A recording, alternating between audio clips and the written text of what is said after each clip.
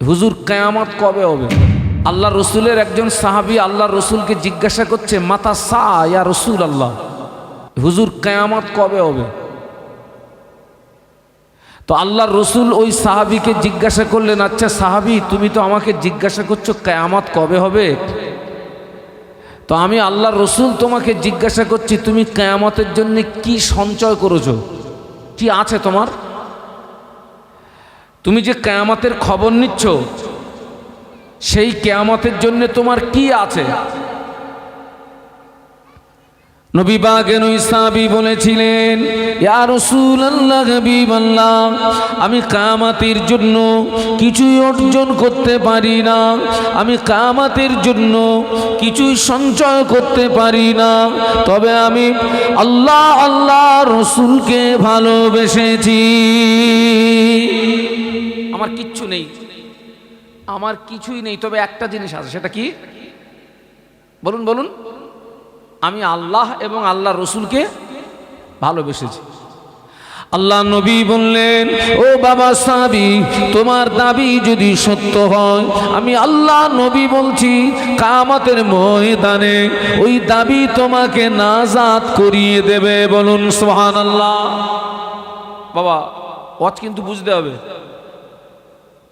সাহাবী বললেন কিয়ামত কবে হবে, রসুল বললেন কিয়ামতের জন্য কি অর্জন করেছো বলো।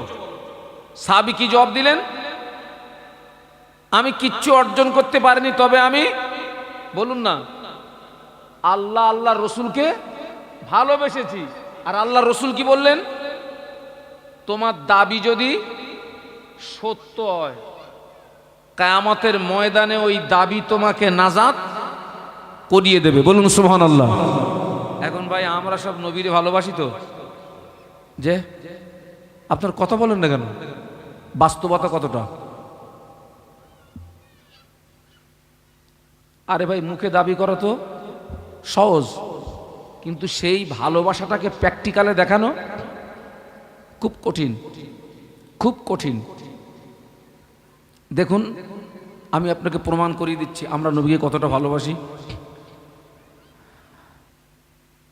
আল্লাহ পাক কোরআন শরীফের ভিতরে বললেন, লাকাদ কানা লাকুম ফি রাসূলিল্লাহি উসওয়াতুন হাসানা। আল্লাহ বললেন, হে বিশ্ববাসী, আমি আমার হাবিব নবী মুহাম্মদ সাল্লাল্লাহু আলাইহি ওয়াসাল্লামকে আমি তোমাদের কাছে উত্তম আদর্শের নমুনা করে পাঠিয়েছি। আল্লাহ বললেন, আমি আমার হাবিব নবী মুহাম্মদ সাল্লাল্লাহু আলাইহি ওয়াসাল্লামকে তোমাদের কাছে উত্তম আদর্শের নমুনা করে পাঠিয়েছি। বাবা, আল্লাহর রসুলকে আপনার ভালোবাসতে গেলে, তাঁর সঙ্গে সুসম্পর্ক তৈরি করতে গেলে রাস্তা হচ্ছে বিশ্বনবীর রেখে যাওয়া আদর্শে আমাদেরকে আদর্শিত হতে হবে। আল্লাহ রসুলের রেখে যাওয়া সুন্নাতগুলোকে আমাদের জীবনে আঁকড়ে ধরতে হবে। আচ্ছা বলুন তো ভাই, আল্লাহ রসুলের আদর্শ আমাদের ভিতরে কতটা আছে? তাঁর রেখে যাওয়া সুন্নাত আমাদের মধ্যে কতটা আছে? আমাকে যেন ভুল বুঝবেন না। আল্লাহ বললেন, আমি আমার হাবিব নবী মুহাম্মদ সাল্লাল্লাহু আলাইহি ওয়াসাল্লামকে তোমাদের কাছে উত্তম আদর্শের নমুনা করে পাঠিয়েছি। তো সেই নবীর আদর্শ আমাদের ভিতরে কতটা? সেই নবীর সুন্নাত আমাদের ভিতরে কতটা? আল্লাহ নবী ১৫০০ বছর আগে নূরের জবানে বলে গেলেন, আল্লাহ নবী বললেন, মান তামাসসাকা বিসুন্নতি ইন্না ফাসাদি উম্মতি ফালাহু আজরু মিয়াতি শাহীদ। আল্লাহ নবী বললেন, আখিরি জামানা আমি রাসূলুল্লাহ আমার যে সমস্ত সুন্নাতগুলো হারিয়ে যাবে, আখিরি জামানা আমি রাসূলুল্লাহ আমার যে সমস্ত সুন্নাতগুলো বিলুপ্ত হয়ে যাবে, আমার কোন উম্মতি ওই রকম একটা হারিয়ে যাওয়া সুন্নাতকে যদি জিন্দা করতে পারে, আমার কোন উম্মতি ওই রকম একটা হারিয়ে যাওয়া সুন্নাতকে যদি বাস্তবে রূপ দিতে পারে, আমি আল্লাহ নবী বলছি, আল্লাহ পাক ওই ব্যক্তির নামায় আমলে আমার আল্লাহ ১০০ শহীদের সওয়াব দান করে।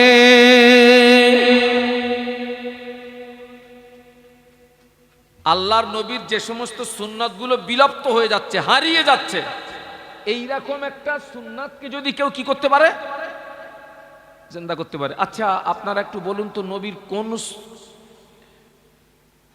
আল্লাহ রসুলের কোন সুন্নাতগুলো হারিয়ে গেছে বা আপনার বিলুপ্তর পথে, একটা বলুন তো।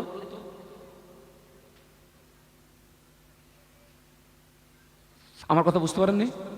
আল্লাহ রসুল বললেন আখিরি জমানায় আমার যে সমস্ত সুন্নাতগুলো হারিয়ে যাবে, এইরকম একটা হারিয়ে যাওয়া সুন্নাতকে যদি কেউ বাস্তবে রূপ দিতে পারে, আমি আল্লাহ রসুল বলছি কিয়ামত আল্লাহ পাক ওই ব্যক্তির নামায় আমলে 100 শহীদের সওয়াব দান করবে। বলুন সুবহানাল্লাহ। আমি আপনাদেরকে বলছি, দাস্তারখান ব্যবহার করে খানা খাওয়া কি? একটু সবাই মিলে বলুন। আমি কিন্তু একদম শুরুতেই বলেছি, নবীকে বাদ দিয়ে আল্লাহকে পাওয়া, নাজাত, জান্নাত কিচ্ছু পাওয়া যাবে না। আচ্ছা ভাই, এই সুন্নাতটা আমরা শতকরায় আমরা মানে কত পার্সেন্ট মানুষ আমরা আমল করি? 40%। আচ্ছা আমি নাই আরো 40% আমি বাড়িয়ে দিলাম, 40 80, এখনো বাদ কত? এখনো 20। অথচ সেই লোকটা কিন্তু নবীকে ভালোবাসে, দাবিটা আছে না নেই? আছে। আমি নবীকে ভালোবাসি, অথচ আল্লাহ নবী সুন্নাতটা তার ভিতরে। আরে ভাই, মেসওয়াক করা কি সুন্নাত? এই সুন্নাতটা সারা বছরে একটা মাসে জ্যান্ত হয়। বলুন বলুন বলুন। ব্যাস, আপনার মেসওয়াক করতে হবে আসরের পর, কিন্তু কিছু কিছু লোক দেখেছি একবারে জোহরের নামাজ পড়ে গাছের গুড়ি তুলে এনেছে, পুরো একদম হাওড়া শিয়ালদা চালাচ্ছে। সেই যে রমজান গেল, আর সে দাঁতন কই? আরে ভাই আপনারা কথা বলেন না কেন? কোথায় সে দাঁতন? কোথায়? গাছে চলে গেছে না? গাছের জিনিস। আহা, আল্লাহু আকবার। আজকের আমাদের জওয়ান যুবকগুলো নবী দিবস উদযাপিত করছে, ছেলেরা, আলহামদুলিল্লাহ। আমি ওদের জন্য দোয়া করি যে আপনার জওয়ান যুবকরা যদি এই সমস্ত কাজে এগিয়ে না আসতো, তাহলে তারা যদি এই সুন্দর আপনার পরিবেশটাকে তারা যদি তৈরি না করতো, তাহলে আমরা এই দুটো কোরআন হাদিসের কথা বলার জায়গা পেতাম না। ভাই, যারা জলসা দেয়, আমি কিন্তু এইরাম বুঝি যে ওরা শরিয়াত সম্মত চলে, গ্রামের কিছু মানুষ শরিয়াত সম্মত চলে না, তাদের দুটো কোরআন হাদিসের কথা বলে সেই দিকে আনার দরকার। ওই ভাষাটা ওদের কমিটির ছেলেদের নেই, তাই ওরা আমাদের কি ভাড়াই করে আনে যে হুজুর আমরা বলতে পারতেছি না, তোমরা বলো। আর আমি কি ঠিক বলছি তো নাকি? আচ্ছা বলুন, এই পা থেকে মাথা পর্যন্ত নবীর, যদি ওই জওয়ান যুবক তাদের মধ্যে অধিকাংশ পা থেকে মাথা পর্যন্ত আপনি দেখান তো নবীর একটা আদর্শ ওদের। আপনি চুল থেকে ধরেন, এখন অধিকাংশ জওয়ান যুবক ছেলেরা যে কায়দায় চুল কাটতেছে, ওটা কি নবীর কায়দা? কথা বলে না, কার কায়দা ও? অথচ ও কিন্তু দাবি আমি নবীরে।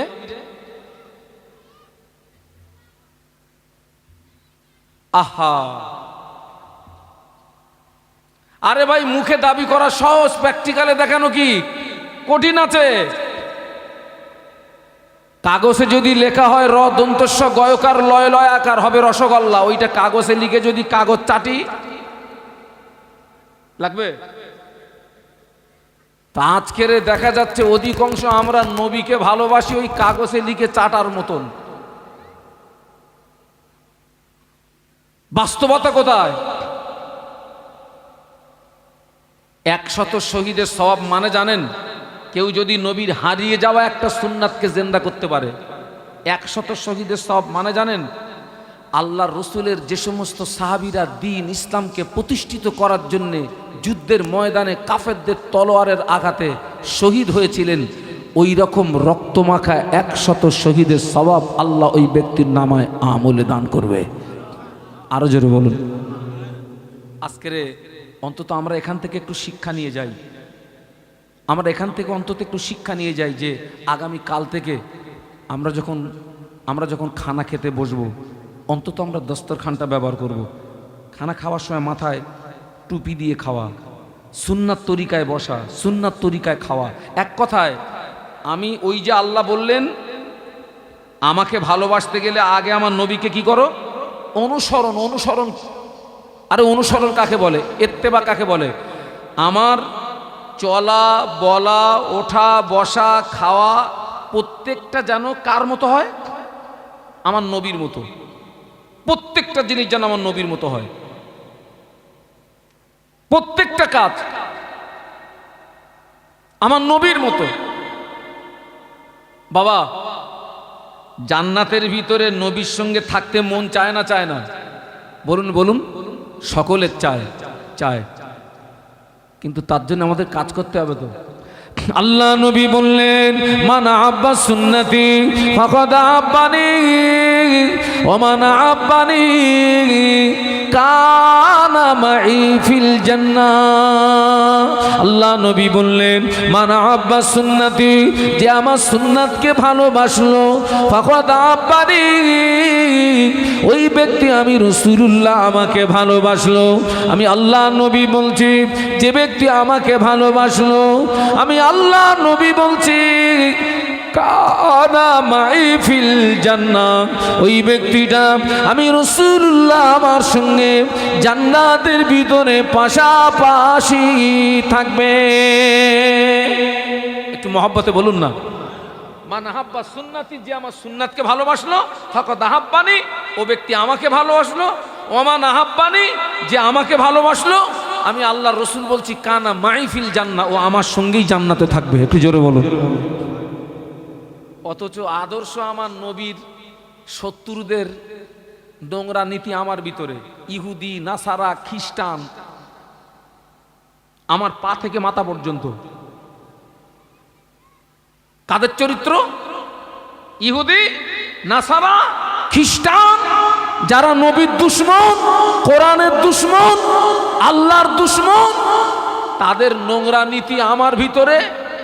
আর আমি দাবি করছি আমি নবীরে। আল্লাহ নবী বললেন লা ইউমিনু আহাদুকুম হাত্তা আকুনা আহাব্বা ইলাইহি মিন ওয়ালিদিহি ওয়া ওয়ালাদিহি ওয়ান নাসি আজমাইন। আল্লাহ নবী বললেন তোমরা ততক্ষণ পূর্ণাঙ্গ মুসলমান হতে পারবে না যতক্ষণ না পর্যন্ত তোমার পিতা, তোমার সন্তান এবং সমস্ত মানুষ অপেক্ষা আমি রাসূলুল্লাহ আমাকে না ভালোবাসবে। আমি আল্লাহ নবী বলছি তোমরা ততক্ষণ পূর্ণাঙ্গ মুসলমান হতে পারবে না। আপনার পিতা, আপনার সন্তান এবং সমস্ত মানুষ অপেক্ষা আমরা যতক্ষণ নবীকে ভালো না বাসতে পারবো ততক্ষণ পূর্ণাঙ্গ মুসলমান হিসাবে পরিচয় দেওয়া যাবে না।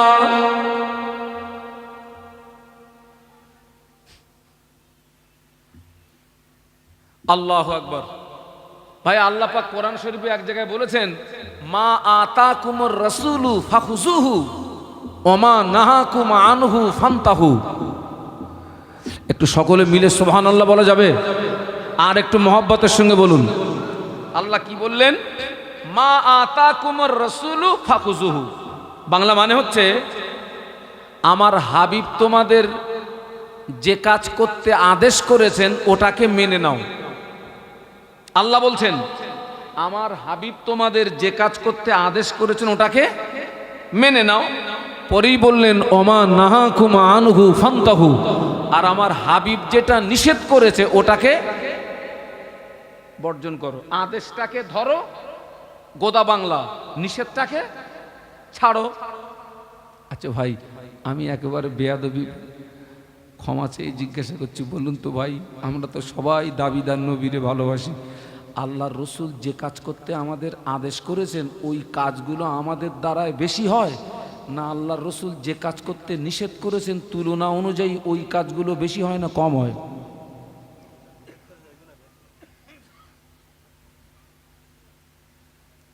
কিরাম মনে হচ্ছে ভাই?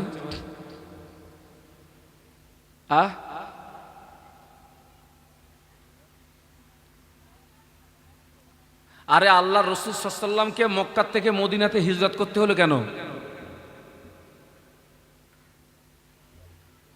আল্লাহ নবীকে মক্কা থেকে মদিনাতে হিজরত করতে হলো কেন? আমার নবীর কি অপরাধ ছিল? আমার নবীর কি দোষ ছিল?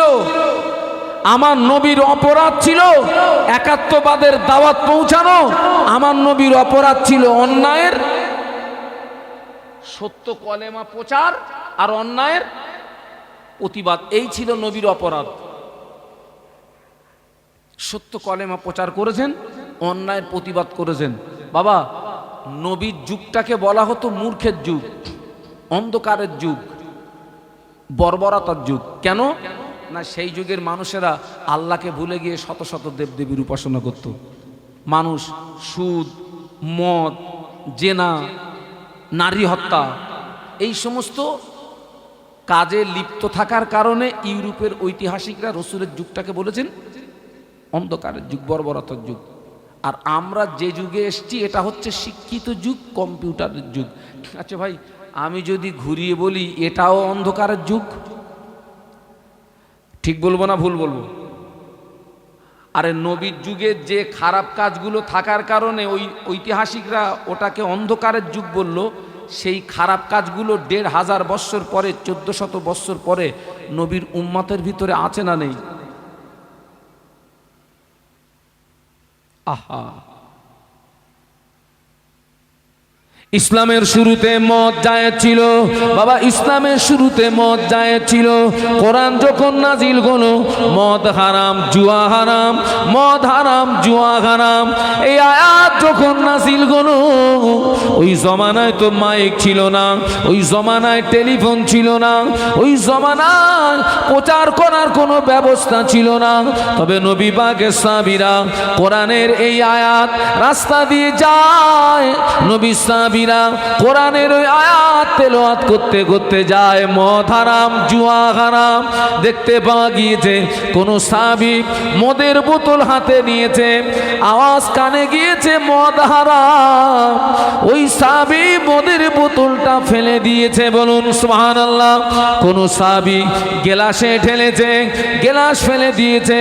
কোন সাহাবী বাবাজি গালে মদ দিয়েছেন, গালে গেলাস নিয়ে গালের ভিতরে মদ দিয়েছেন, আওয়াজ কানে গিয়েছে মদ হারাম, বাবা ওই সাহাবী কুলি করে ফেলে দিয়েছেন।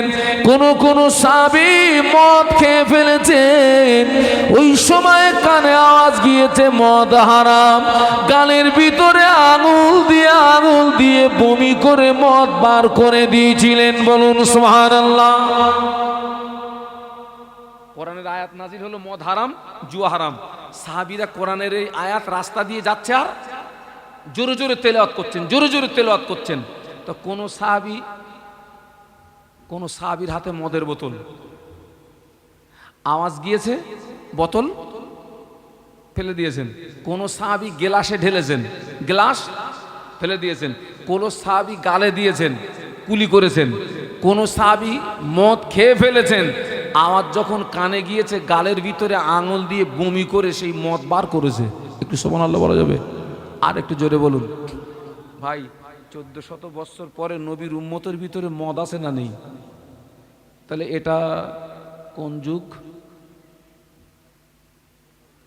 হ্যাঁ, শিক্ষিত না মূর্খ? ও মুরব্বীরা, আমি কি ভুল বলছি নাকি? আল্লাহু আকবার। বাবা, আল্লাহ রসুলের জমানায় মক্কার অধিকাংশ কাফেররা তাদের কন্যা সন্তানগুলোকে কি করত? হত্যা করত। আল্লাহ কোরআনে বলেছেন বিআইগে দামবিন কুতিলাত, কোন অপরাধে ওদেরকে মারলি। সেই জন্য ওটাকে বলা হতো মূর্খের যুগ। ভাই, স্বাস্থ্য কেন্দ্রের গায়ে লেখা আছে মানুষ যদি করতে হয় দুটোর বেশি আর নয়, দুটো হয়ে গেছে পুরো গোড়া কেটে দিয়েছে। এরা আসামি আছে না নেই? বলেন বলেন বলেন। তাহলে নবীর যুগ মূর্খের যুগ, এটা কি শিক্ষিত যুগ না? এটাও মূর্খের যুগ। সেই মদ, সেই জেনা, সেই সুদ গিজ গিজ গিজ গিজ গিজ গিজ গিজ গিজ গিজ গিজ গিজ করতেছে।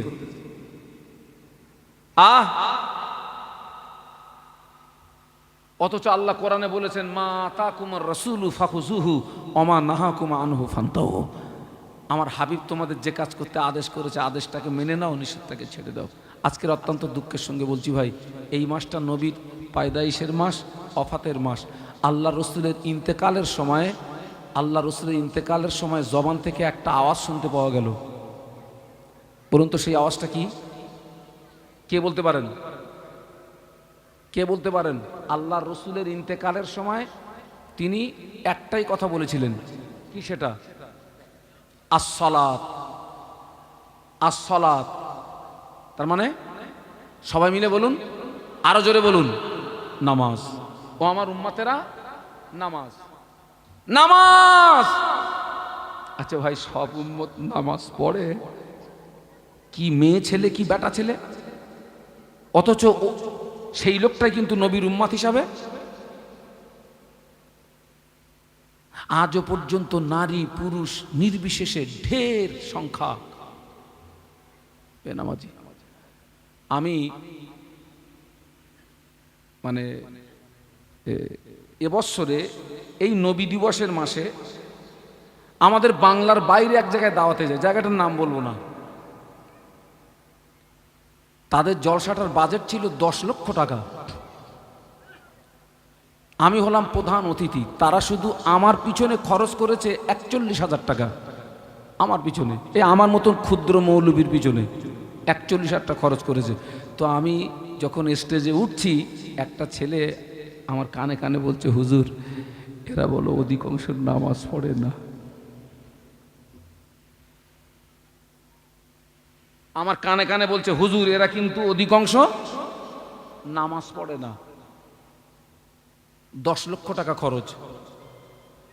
তারা নবী দিবস করছে। আলহামদুলিল্লাহ, ওরা যে কাজটা করছে ভালো করছে, কিন্তু অথচ আল্লাহ রসুল ইন্তেকালের সময় জবান থেকে কি আসলো? নামাজ, নামাজ। আজকে নারী পুরুষ নির্বিশেষে, আমি জানি না আপনাদের এলাকার মা বোনদের অবস্থা কি। এই মাসটার আগের মাসের নাম হচ্ছে সফর মাস। কি মাস? সফর। তার আগের মাস মুহররম মাস। তো এই সফর মাসের 20 তারিখের পরে আল্লাহ রসুল অসুস্থ হলেন। আর ওই অসুস্থতার পিরিয়ড চলতে চলতে চলতে চলতে চলতে চলতে 12 রবিউল আউয়ালে এসে আল্লাহ রসুল ইন্তেকাল করছেন। তো ওই অসুস্থতার পিরিয়ডে মদিনার মসজিদে নববীতে আজান হয়ে গেছে। আল্লাহ রসুল অসুস্থ, সাহাবীরা সব মসজিদে চলে এসছেন, কেবলমাত্র রসুলুল্লাহ আসেননি। কেন? অসুস্থ। সাহাবীরা এসছেন, কিন্তু সাহাবীরা এসছেন ঠিকই, কিন্তু সাহাবীরা নামাজ শুরু করতে পারছেন না। কারণ নামাজটা পড়াবে কে? কে ইমামতি করবে? নবীর অবর্তমানে ইমামতি জায়গাটা দাঁড়াবে কে? আল্লাহু আকবার। তো আল্লাহ রসুলের সাহাবী হযরত বেলাল রাদিয়াল্লাহু আনহু আল্লাহ রসুলের হুজরা শরীফের ভিতরে গেলেন, আল্লাহ নবীকে সালাম দিলেন, দিয়ে বলছেন, হুজুর মানুষেরা নামাজের জন্য অপেক্ষা করছে। তো আল্লাহ রসুল বললেন, বেলাল তুমি যাও, আমার আবু বাকারকে গিয়ে বলো আমার আবু বাকার যেন মানুষের নামাজটা পড়িয়ে দেয়। বলুন সুবহানাল্লাহ। আমি অসুস্থ আছি বাবা, যাও আমার আবু বাকারকে গিয়ে বলো আমার আবু বাকার যেন নামাজটা পড়িয়ে দেয়। আম্মা জান আয়েশা সিদ্দিকা রাদিয়াল্লাহু আনহা, এই আম্মা আয়েশা হচ্ছে আবু বকর সিদ্দিক হুজুরের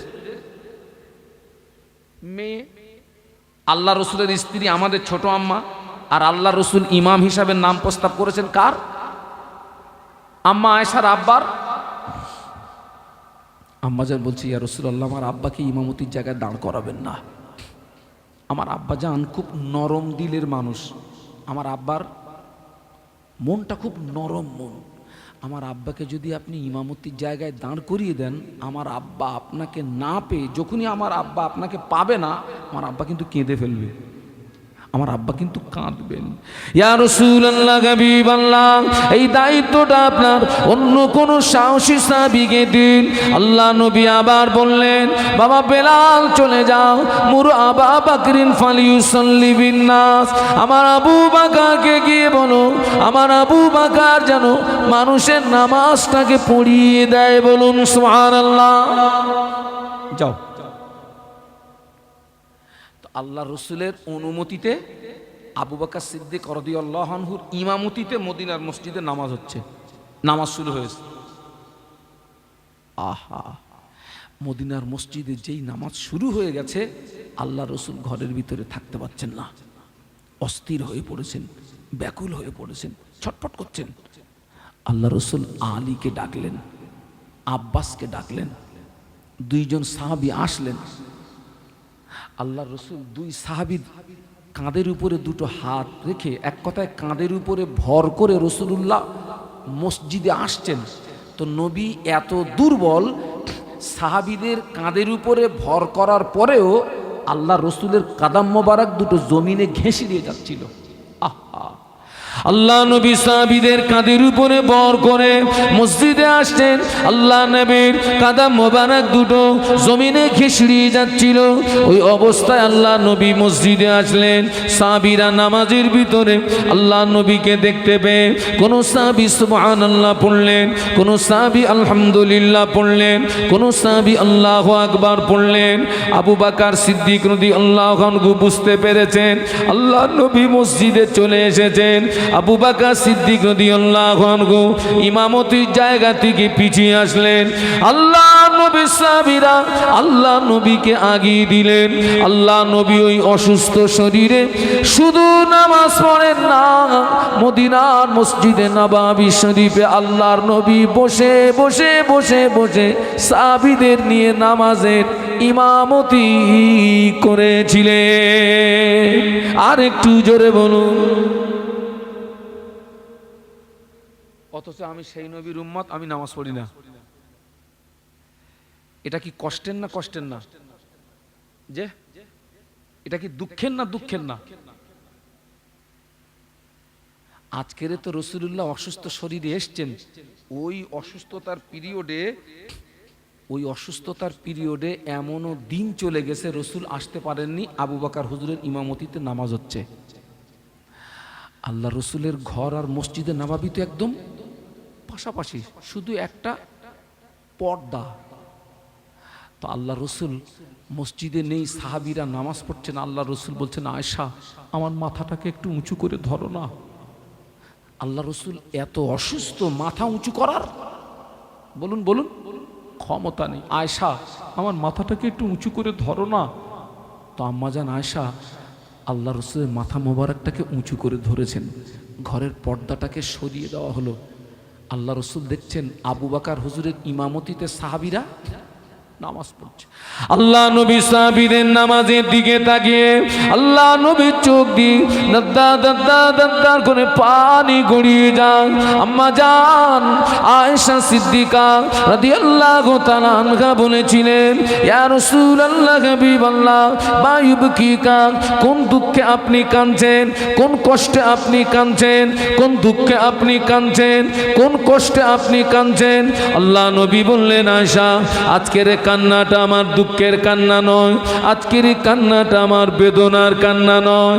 ও আমার আয়েশা, আমি রাসূলুল্লাহ আজকের মসজিদে নাই, আমার সাহাবীরা যেভাবে জামাতে নামাজ আদায় করছে, এই নামাজকে প্রতিষ্ঠিত করতে গিয়ে মক্কার কাফেররা আমার মাথার উপরে পচা উটের বুড়ি চাপিয়ে দি ওরা আমাকে মারার চেষ্টা করেছিল।